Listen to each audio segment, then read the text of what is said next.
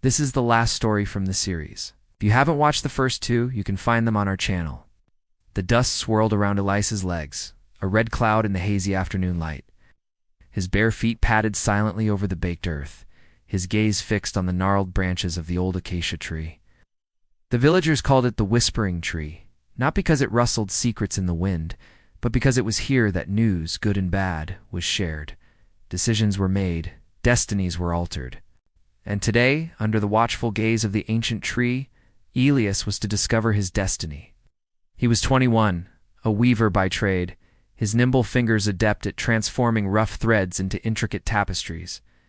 But his heart ached with a restlessness that his craft could not soothe.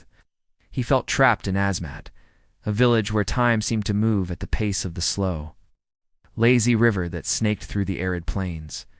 There was a song in his soul, a melody that demanded to be heard, a story that needed to be told. But fear, like a stubborn weed, choked his aspirations. What did he know of the world beyond the acacia trees and the endless expanse of sand? How could he, a simple weaver, dream of adventures in distant lands? Yet the whispers of the wind, rustling through the acacia leaves, echoed tales of distant cities, of vibrant bazaars and bustling streets that hummed with life and possibility. These whispers ignited a spark within him, a spark that refused to be contained. Today, under the shade of the acacia tree, he was to meet the traveler. Travelers rarely graced Azam with their presence. They preferred the comforts of the well-trodden caravan routes, leaving villages like theirs in peaceful, dusty solitude. But sometimes, just sometimes, they veered off course, seeking respite from the harsh sun or lured by rumors of exceptional craftsmanship. It was rumored that the traveler carried stories from distant lands, tales that could make one laugh, cry, dream, or dare. All who sought the traveler out knew that their lives would never be quite the same again. For the traveler didn't just collect stories, he wove them into the fabric of those they met, leaving behind threads of inspiration and courage. Elias had heard these stories, seen the transformative effect they had on people, and that's why he was here.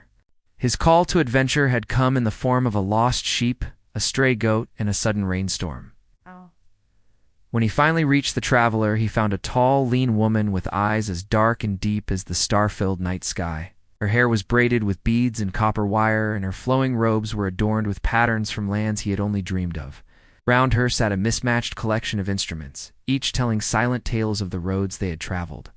Elias, his heart pounding in his chest, approached her cautiously. "Greetings, traveler," he said, his voice echoing his nervousness. "I am Elias the Weaver." The traveler looked up, her gaze steady and kind. "Welcome, Elias," she said, her voice like the tinkling of a desert spring. "I have heard whispers of your exceptional weaving. Perhaps you can help me with a commission." Elias, surprised and intrigued, nodded eagerly. The traveler gestured to a blanket draped over a nearby rock. "Could you weave me a story, Elias?" she asked, her eyes twinkling. "A story of courage, of dreams, of a boy who dared to follow the whispers of the wind." Elias hesitated. To weave a story was a daunting task. It meant pouring his very essence, his hopes and fears, joys and sorrows, into the very fabric of the blanket. But the traveler's words resonated deep within him. He thought of the song in his heart, the story he longed to tell. Taking a deep breath, Elias agreed. "I will weave you a story, traveler." So began the most extraordinary chapter of Elias's life.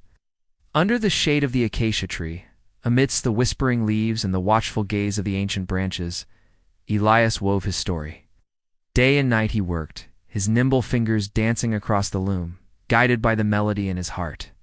As the blanket took shape, so did the tale.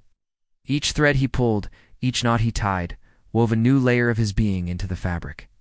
He wove in the comforting warmth of his childhood home, the smell of freshly baked bread mingling with the earthy aroma of his father's leather workshop. He wove in the mischievous giggles of village children playing hide-and-seek amidst the stalls of the marketplace. The rhythmic calls of vendors, the vibrant colors of hand-dyed fabrics, and the endless blue of the sky above it all. He wove in his dreams, his aspirations, his fears, and his hopes for a better future. The traveler sat beside him, sharing stories of her own, distant lands and cultures, of adventures that defied imagination and challenges that tested the limits of endurance. Her tales fueled his creativity, inspiring him to add new motifs to the blanket, symbols of faraway places and the wonders they held. With each passing day, the blanket grew richer, more intricate, becoming a tapestry of Elias's soul. He wove images of soaring falcons, of caravans crossing vast deserts, of starry nights so clear that the Milky Way seemed within reach, and of bustling cities where minarets touched the clouds. He wove in the call to prayer, echoing from distant mosques, the murmur of ancient languages, the taste of exotic spices, and the sound of laughter that transcended borders and beliefs. Finally, when the last thread was woven and the final knot secured, Elias stepped back to admire his creation. The blanket was a masterpiece, a kaleidoscope of colors and textures, a symphony of patterns and symbols, and a testament to the indomitable spirit of a young man who dared to dream. The traveler, her eyes shining with admiration, draped the blanket over her shoulders. "Thank you, Elias," she said softly. "You have woven magic."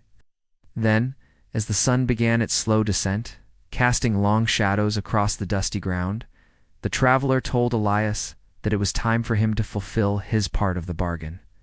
"What do you want, traveler?" he asked, his heart pounding with anticipation. "I want you to go on an adventure," she said, her voice filled with excitement.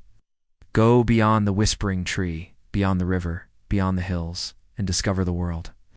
Elias's breath hitched. Was this what the story was about? Was his journey to be at the end of a blanket? But then he looked into the traveler's eyes and saw not just a challenge, but an opportunity, a chance to set his own story in motion. He thought of the song in his heart, the story he longed to tell. Taking a deep breath, he knew what he had to do.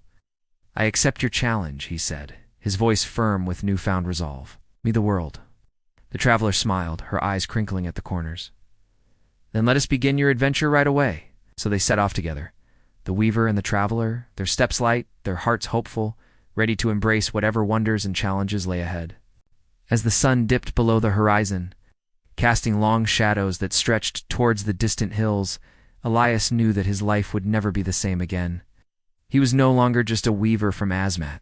He was Elias, the adventurer, the seeker of stories, the one who dared to follow the whispers of the wind. And with every step he took, with every mile he covered, he wove new threads into the tapestry of his life, creating a story that was uniquely his own, a story of courage, dreams, and the unending beauty of the world.